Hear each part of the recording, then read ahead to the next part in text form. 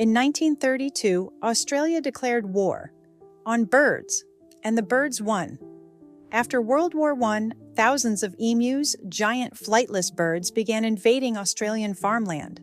They destroyed crops, ruined fences, and outpaced every attempt to stop them. So the military stepped in, with machine guns. But the emus were too fast, too spread out, and incredibly hard to hit. One officer said, "If we had a military division with the emus' tactics, we'd never lose a war." After weeks of failure and wasted bullets, the army gave up. No birds were captured. Emus won. To this day, it's known as the Great Emu War, and Australia lost. The past is stranger than fiction. This is Epochlight,